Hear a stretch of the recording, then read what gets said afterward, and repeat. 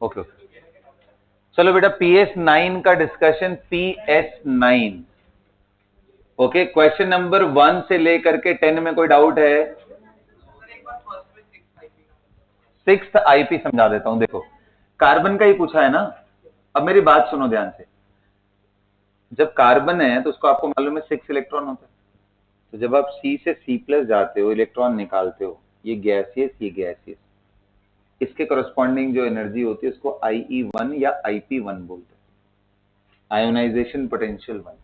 पहला इलेक्ट्रॉन जब उसका एक निकल जाए और दूसरा निकालने के बारे में सोचो, उसके करस्पॉन्डिंग जो एनर्जी होती है IE2 या IP2 बोलते हैं इसको। Got it? ऐसे ही करते जाओगे तो IP6 का मतलब क्या हुआ? 5 निकल गए हों, छठा निकालना है। अब मैंने यही क्वेश्चन क्यों पूछा है? यही क्वेश्चन क्यों पूछा है IP6 निकालो? क्योंकि जब इसके लिए तुम आयनाइजेशन एनर्जी निकालने जाओगे तो तुम्हारे पास कोई फॉर्मूला नहीं है। क्यों?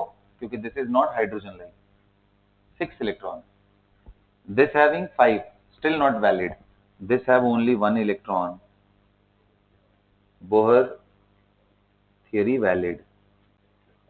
और जैसे ही वैलिड हुआ तो तुम ionisation energy is equal to क्या होता है? E इंफिनिटी माइनस E1, यानी 13.6 Z² बाई n का मतलब यहाँ 1 का स्क्वायर। बस सब सॉल्व करके निकाल लो, 6th आईपी दिया। इतना आसान था ये इलेक्ट्रॉन वोल्ट।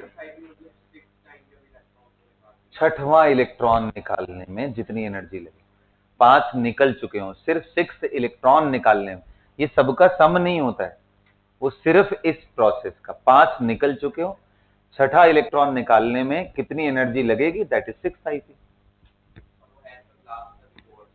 इसीलिए 6 पूछा ना मैंने। ये सब पूछ ही नहीं सकता हूं क्योंकि आपके पास कोई तरीका ही नहीं है ये निकालने का, सिर्फ ये निकालने का तरीका है। क्योंकि जैसे ही मैंने +5 कर दिया, now you can apply Bohr theory, that's why you can calculate it.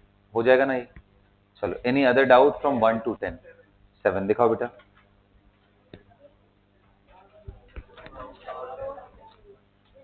7 बेटा है the energy required for ionisation of an excited atom would be. बता, एक बात बता, हाइड्रोजन का इलेक्ट्रॉन अगर ग्राउंड स्टेट में है तो उसको बाहर निकालने के लिए तुझे कितनी एनर्जी देनी पड़ेगी? इनफाइनाइट में E इज इक्वल टू 0 होता है ना। इनफाइनाइट में अगर E इज इक्वल टू 0 है तो तुझे कितनी एनर्जी देनी पड़ रही है? E इनफाइनाइट माइनस E1, कितना एनर्जी? 13.6। लेकिन अगर मान ले वो किसी एक्साइटेड स्टेट में पहले ही है, मान ले यहीं पे प्रेजेंट है या इसके ऊपर, तो कितने लोग कह रहे हो अब तो एनर्जी कम हो जाएगी ना सर? अब इसका गैप सिर्फ 1.51 का है और इसका गैप 3.4 का है। तो वही तो पूछ रहा है कि एक्साइटेड हाइड्रोजन एटम अगर हुआ तो उसका आयनाइजेशन एनर्जी कितना होगा? तो आंसर होगा 3.4 या उससे कम, या फिर 13.6 से कम। तो इनमें से कोई भी आंसर सही है। समझ में आया? इसी पे और भी क्वेश्चंस होंगे, एक दो क्वेश्चंस और हैं इसी टॉपिक पे। चलो, अब मुझे बताओ 10 से लेके 20 में कोई डाउट है? 15? दिखा। 15, when the electron passes from energy state nearest to nucleus, nearest to nucleus कौन हुआ? 1, to third energy level। बता, बोल रहा है कि अगर वो ग्राउंड स्टेट से थर्ड में जाए, 1 2 3, यहां से यहां कब जा सकता है? एनर्जी एब्जॉर्ब करे या एमिट करे? एब्जॉर्ब करके ही जा सकता है ना। हाँ बिल्कुल। कौन सा 16 बताना है? एक बात बता, काइनेटिक पोटेंशियल हमने देखा था कि जो हमने एनर्जी निकाला था E की वैल्यू, वो आया था -13.6 Z² बाई, जबकि काइनेटिक एनर्जी की वैल्यू कितनी आती है? +13.6। और पोटेंशियल एनर्जी की वैल्यू कितनी आती है? -2 टाइम्स ऑफ काइनेटिक एनर्जी। ये सुनो, तो बेटा ये बता, पहला इसमें पूछा है काइनेटिक तो K/P 1/2 नहीं हो जाएगा? तो अब -1/2 लिखना या 1/-2 लिखना एक ही बात नहीं है? ये ऊपर रखो या नीचे रखो। तो आंसर को मैं बोलूं कि -1:2 या मैं ये बोलूं मतलब 1:-2, क्या फर्क पड़ता है उससे? एक ही बात है ना? ऑफ कोर्स वन क्वांटम का मतलब एक ही फोटोन को एब्जॉर्ब करके यहां से आ जाएगा ना। दो फोटोन, अच्छा 1 से 3 में जा रहा है डायरेक्टली या कैसे जा रहा है? कौन सा क्वेश्चन है यार?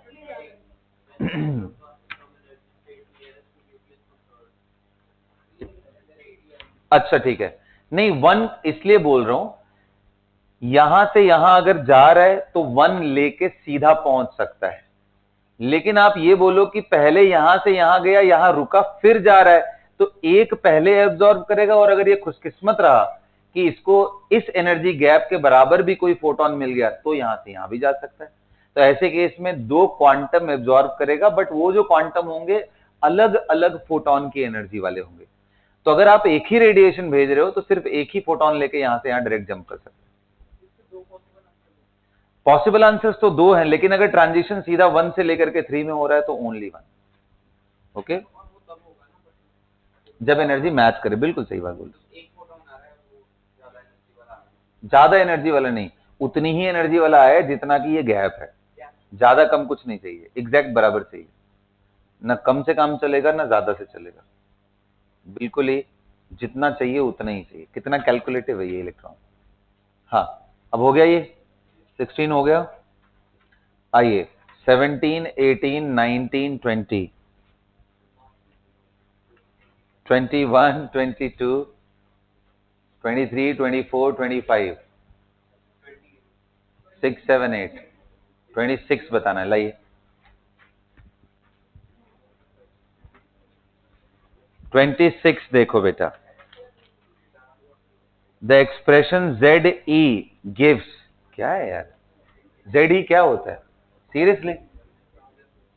हाँ, ZE मतलब न्यूक्लियस पे चार्ज था ना, ये तो बोर थ्योरी में यही डिराइव किया था ना। Z इंटू क्या था? ये क्यों पूछा, किसने पूछा ये 26? ये सब गलतियां कब होती हैं? जब आपको बोर थियरी मैंने आज पढ़ा दिया और उसके बाद आप एक साल तक उसको टच ही नहीं किए। क्या था बोर थियरी? एनर्जी याद हो गया बस, उसको डिराइव भी नहीं किया, तब ये सब आता है। डिराइव करो उसको बार बार तो दिमाग में बैठ जाएगा उसको। 24 normally the time taken in the transition, ये याद करना है, याद करना है कि एक ऑर्बिट से दूसरे ऑर्बिट में जाने में लगभग कितना टाइम लगता है, तो it is of the order of 10⁻⁸ second. इसको निकालने का तरीका तो है, आसपास पहुंच सकते हो बट एग्जैक्ट नहीं निकाल सकते। बेटा वेलोसिटी निकल जाएगी तो कितने चक्कर लगा रहा है एक सेकंड में वो पता चल जाएगा, या एक चक्कर लगाने में कितने। अब यहां से यहां पहुंचने में उसने कितने चक्कर लगाए थे, ये सब जब तक ना मालूम हो तब तक तुम कैसे निकाल पाओगे यहां तक पहुंचने में टाइम कितना है। एक चक्कर लगाने में 2πr/r का वैल्यू एंगस्ट्रॉम में है, तो 10⁻⁻10 मीटर हो गया। 2πr का मैं एकदम ऑर्डर निकाल रहा हूं, upon time, sorry upon speed will give you time. Speed का वैल्यू कितना? 10⁻6, तो ये बता रहा है लगभग एक चक्कर लगाने में -18 सेकेंड लगेंगे। एक चक्कर लगाने में -18, तो भाई एक चक्कर में थोड़ी ना यहां पहुंच जाएगा, यहां से यहां पहुंचने में पता नहीं कितने चक्कर लगा रहा हूं। तो इसलिए मैंने बोला कि ये वैल्यू, हाँ जी 10⁻⁻8 सेकेंड, ये आपको ध्यान ही रखना।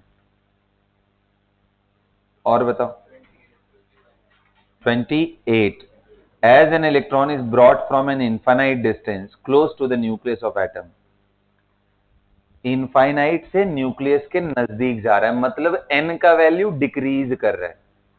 n डिक्रीज करेगा तो क्या क्या होगा, यही पूछा है। Increases to a positive value, क्या बोल रहे हैं? The energy of electron nucleus system. तो बताओ जब तुम न्यूक्लियस के नजदीक आओगे तो एनर्जी की वैल्यू -13.6 हो जाएगी ना। एन जैसे जैसे तुम वो करते जाओगे नेगेटिव में वैल्यूज बढ़ती जाएगी। नेगेटिव में वैल्यू बढ़े तो मतलब पोटेंशियल एनर्जी डिक्रीज कर रही है, पोटेंशियल डिक्रीज कर रहा है, टोटल एनर्जी डिक्रीज कर रहा है, सही तो है ये।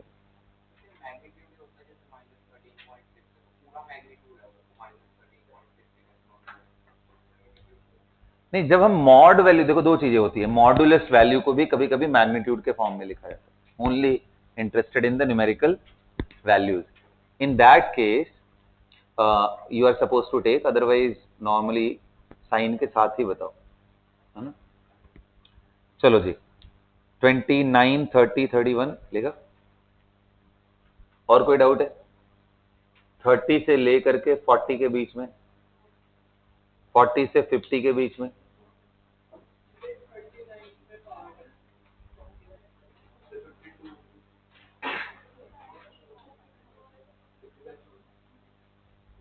दिखाना दिखाना जल्दी। और कोई डाउट है? 35 बताना है, लो इधर लो, दो ना। हाँ बेटा मैं बता रहा हूँ, 35 in an atom, 2 electron move around the nucleus in circular path of radius r and 4r. The ratio of the time taken by them to complete one revolution is, देखो कितने लोग कह रहे हैं कि रेडियस अगर r है तो हमें मालूम है वो होगा r not into n square by z, तो ये मैं n1 मान ले रहा हूं। ये जब 4r हुआ तो ये n2 हो जाएगा, यही होगा ना, एटम अगर सेम है तो ऐसे ही होगा कहानी। कितने लोग का रेशियो मिल जाएगा हमें n1 बाई n2 का वैल्यू, क्योंकि ये सब तो कट जाएंगे, r not and r, 1/4 square का वैल्यू मिल गया हमें ना, तो सिंपली n1 बाई n2 का वैल्यू कितना आ गया, 1:2। Got it.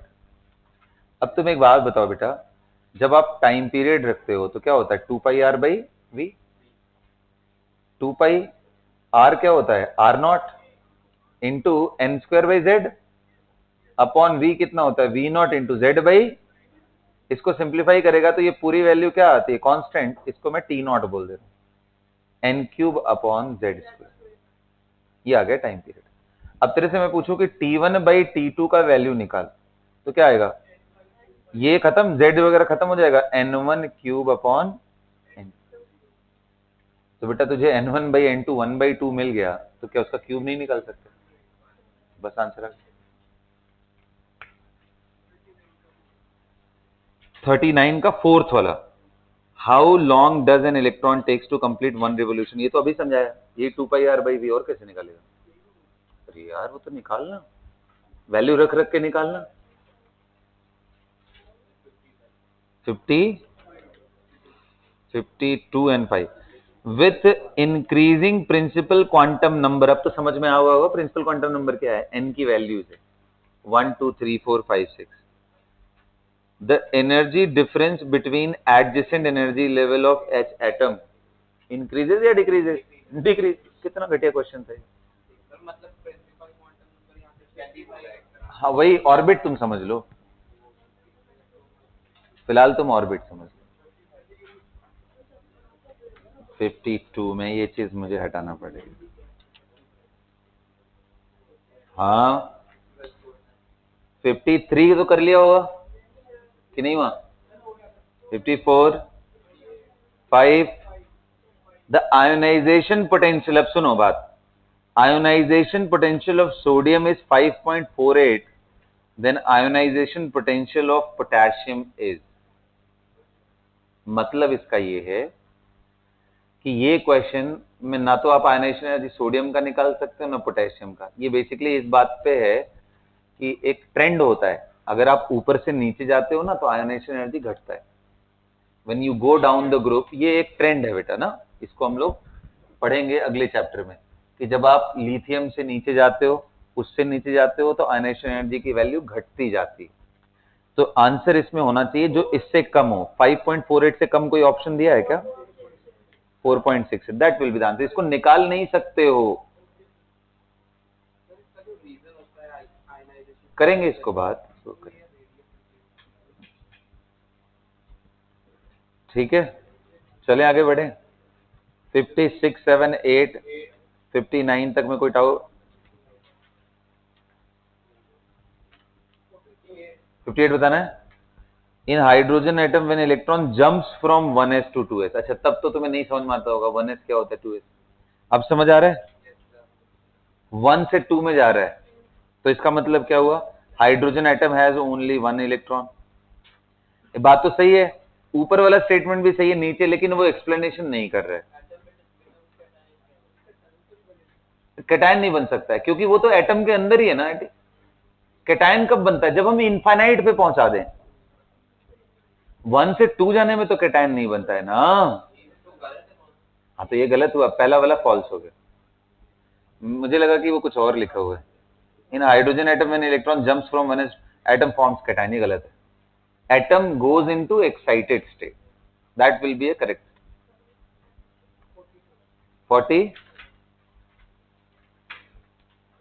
47 बता, 47। ओके बेटा, 47 में देखो, potential energy of an electron in the atom is proportional to. Potential energy क्या होता है? K Q1 Q2 upon r, only r, force क्या होता है? Are square. Q1 वैल्यू कितना है? ZE। Q2 कितना है? Minus e. तो आंसर क्या आ जाएगा? Minus ZE square upon r. Potential energy का प्रोपोर्शनल लिखा है ना, तो के हटा दिया हमने। हाँ जी, और बताइए जिंदगी में कहां तकलीफ है आपको? एमिशन स्पेक्ट्रल सीरीज का, एमिशन सीरीज देख लो, emission series. Okay, question number 1 से लेकर के 10 तक में कोई डाउट है? 1 से 10 में कोई डाउट है बेटा? क्या इसमें टिक किया तूने? 4 पे टिक किया, जिस पे टिक किया वही डाउट है। 1 से 10 में आप चेक कर लो सभी लोग, कोई डाउट है? रक्षिता, कोई डाउट है 1 से 10 में? Very good. 10 से 15 में कोई डाउट है?